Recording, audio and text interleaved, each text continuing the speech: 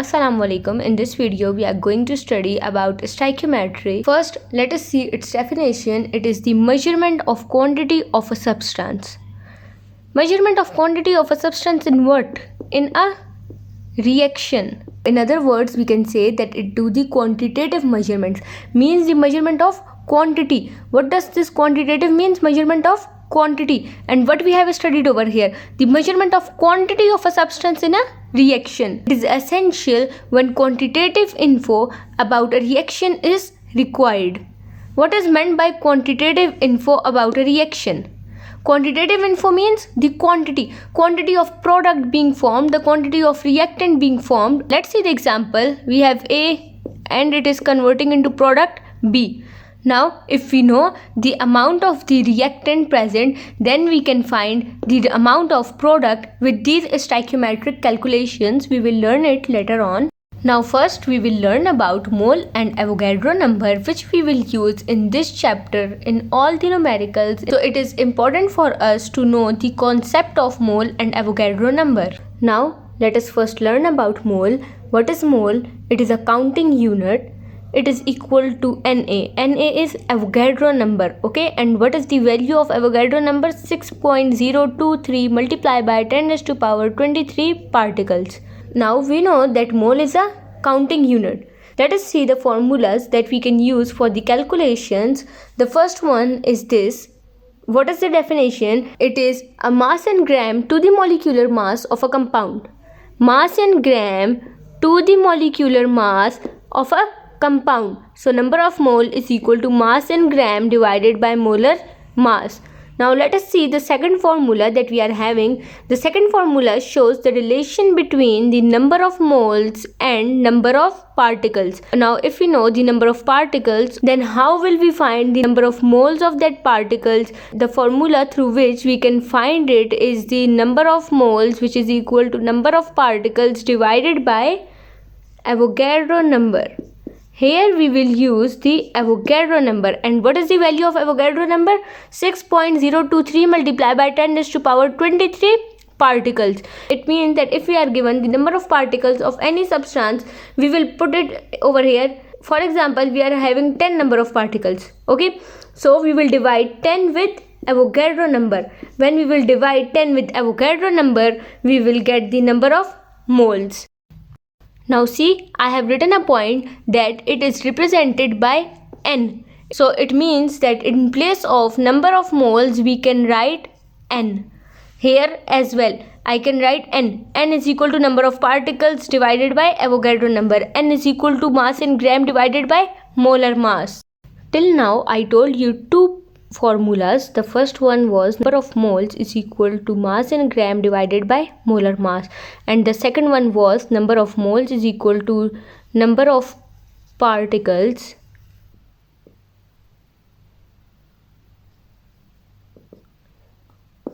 divided by Avogadro number. Now the last formula that I am going to tell you, it shows the relation between volume of gas and mole. Now what is going to be the formula? Number of moles, or simply we can write N over here, which is equal to volume of gas at STP. Now what is STP? I will tell you later on. So the formula is number of moles is equal to volume of gas at STP divided by molar volume at STP. Now the molar volume at STP is fixed. It is 22.4 dm cube per mole. Now what is STP? STP is standard temperature and pressure. Now we have certain values of standard temperature and standard pressure. Now what is the standard temperature? It is 0 degree centigrade or 273 Kelvin. And what is the standard pressure we are having? It is 180 m.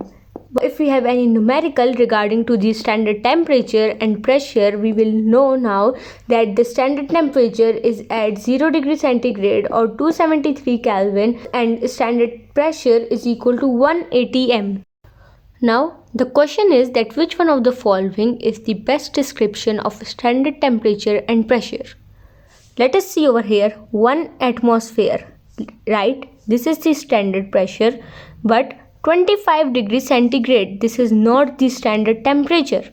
The second one is 0 atm. Is this the standard pressure?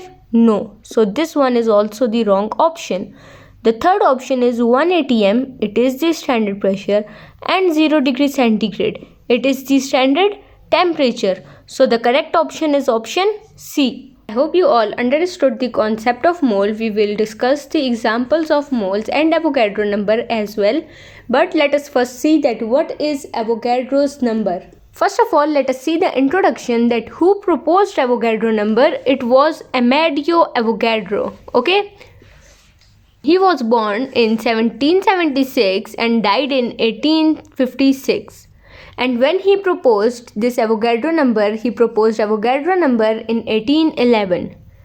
Now, what is the definition of Avogadro number? It is a constant number present in 1 mole of a substance. So, the constant number present in 1 mole of a substance is known as Avogadro number. For further explanation, we will understand it better with the help of numericals and examples. Now, Avogadro number is represented by Na. And what is the value of Avogadro number? I have already told you in the beginning, but let's see over here as well that it is 6.023 multiplied by 10 raised to power 23. Avogadro number may be either of atoms, molecules, ions, etc. Now, the main thing of learning in this topic is this value. We will use this value in many numericals later on. The other thing that I am going to explain is a table in which I will compare the values of relative atomic mass, gram atomic mass, mole, Avogadro number of ionic compound or molecules or atoms. Now see over here, I have compared the value of relative atomic mass, gram atomic mass, mole and Avogadro number. First I have taken the example of sodium. Its relative atomic mass is 23 AMU, but when we will write it in gram atomic mass, we will write G with it, right? 23 will remain in its place, but the units are changing. In relative atomic mass, we have used AMU, whereas in gram atomic mass, we will use gram. Now, mole, it is equal to 1 mole, and we know that 1 mole is equal to Avogadro number. So, Na will be equal to the Avogadro number. Now the next I have taken the example of NaCl, which is an ionic compound. Its relative atomic mass is 58.5 AMU. Its gram atomic mass is 58 gram. How many moles are present? Only 1 mole. So I have written here 1 mole. We know that 1 mole is equal to Na. So we will write the value of Avogadro number. Atomic mass is where only one atom is present. Now, here in place of gram atomic mass, we can write as gram for molar unit of NaCl. Here I am just comparing the values for you to know that 1 mole of a substance is equal to the Avogadro number. Now, the last example that I am going to discuss is of a molecule, that is water molecule. Now, the relative atomic mass of water molecule will be equal to 18 AMU and the molecular mass will be equal to 18 gram. The only difference is of the units. Now, how many moles of water is present over here? Only 1 mole of water is present. So, we know that 1 mole is equal to the Avogadro number. So, we will write over here the Avogadro number. So, we have compared the relative atomic mass, gram atomic mass, mole and Avogadro number of atom, ionic compound and a molecule. Now, before starting the simple examples, let me first tell you that how can you find the molar mass or molecular mass. For this purpose, let us take the example of water molecule. For finding the molar mass or molecular mass, the basic thing that you should know is the atomic masses of the atoms present in that molecule or compound. Now have a look what is present over here. It's hydrogen and oxygen, right? How many hydrogens are present over here? 2 hydrogens are present, right? We should know the atomic masses. What is the atomic mass of hydrogen? It is 1. And what is the atomic mass of oxygen? It is 16, right? Now what we have to do is we have to count that how many atoms are present. Let us see of hydrogen, how many hydrogens are present? 2. So we will write hydrogen, which is equal to, first we will write the atomic mass, that is 1, and then we will write the number of hydrogens present, which is 2.